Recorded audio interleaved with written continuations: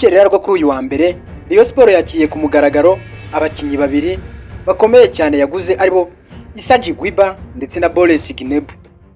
Abakinnyi babiri bafite amazina akomeye cyane ndetse bafite inshingano zo gufasha Gikundiro kwitwara neza muri Sekafa Kagame Cup, CAF Confederation Cup ndetse na shampiyona yo mu Rwanda ndetse n'igikombe cy'amahoro.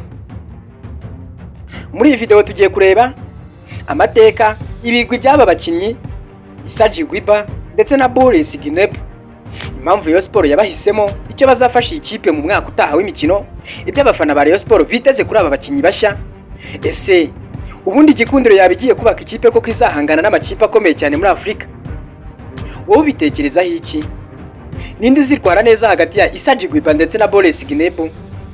Andika igitekerezo cyawe, ariko kandi mbere yuko ucyandika nuko ubitekereza, reka nze mwinjize muri iyi nkuru mutekereze ibigwi by'aba bakinnyi ndetse n'amateka yayo. Icyo ngusabye ni kimwe gusa rero, kanda like kuri iyi nkuru, unakanda subscribe maze winjire muri iyi nkuru kugira ngo utazajya unacikwa n'izindi nkuru.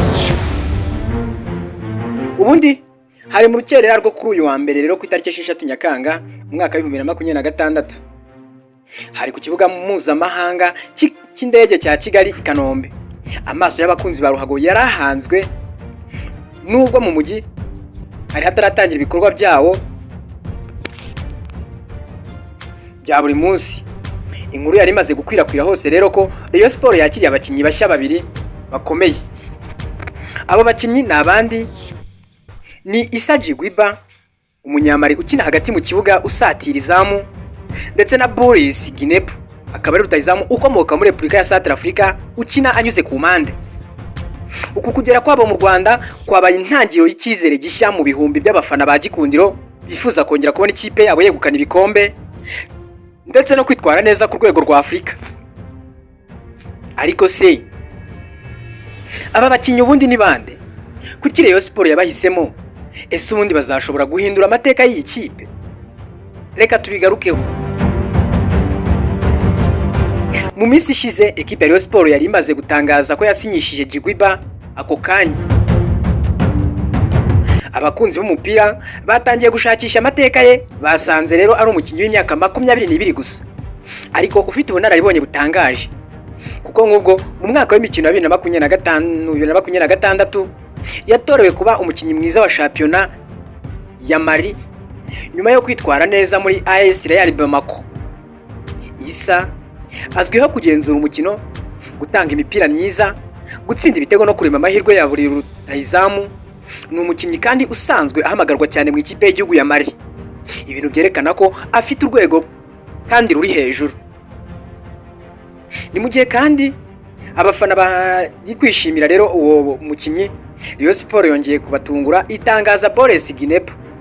Uyu mukinnyi we akomoka muri Repubulika ya Central Africa, numwe mu bakinnyi bazwiho umuvuduko udasanzwe, ubuhanga bwo guca ku bakinnyi no gutegura imipira ivamo ibitego. Nubwo yari amaze igihe adafite ikipe, benshi bavuga ko ibyo bitazagabanya impano ye, ahubwo bamufata nk'umwe mu bakinnyi ufite inyota yo kongera kwigaragaza ndetse no kwandika amateka mashya.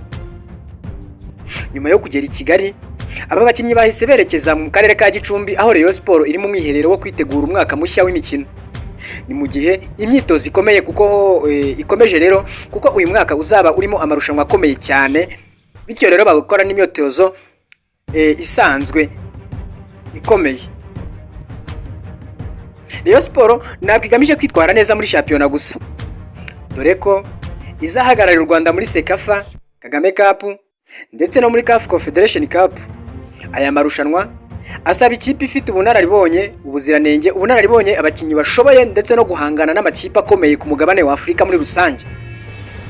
Abafana, abasesenguzi n'abandi bantu baba hafi ruhago ya Nyarwanda bavuga ko kugura Issa Djigwiba ndetse na Boris Ginebu bishobora kuba ari imwe mu nzira rero cyangwa se intambwe zikomeye ku kubaka ikipe ishobora kuza gutwara ibikombe ndetse no gukora mu marushanwa mpuzamahanga. Ubu rero ku mbuga nkoranyambaga abafana ba Rayon Sports bagaragaje ibyishimo byinshi, bamwe banavuga ko yari umwaka wo gusubiza Gikundiro ku rwego rwo hejuru. Abandi bakavuga ko bategereje kubona aba bakinnyi bakina mbere yo gutanga umwanzuro. ariko ikintu kimwe cy'ukuri ni iki ngiki, igitutu kiri kuri aba bakinnyi ni kinini. Abafana ba Rayon Sport bamenyereye gutsinda kandi bifuza kubona ikipe yabo ihora ihatanira ibikombe.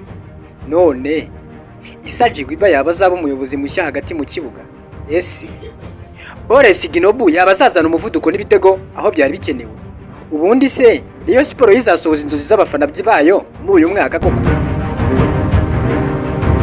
Wowe ibi bibazo n'ibisubizo bizaboneka mu mezi ari imbere, ariko ikigaragara nuko Gikundiro yatangiye kubaka ejo hazaza h'icyizere. Niba uri umukunzi wa Rayon Sport, ubwira icyo ubitekerezaho. Ni uwuhe mukinnyi utegereje mo ibyishimo hagati ya Issa Jigwiba ndetse na Boris Ginobu?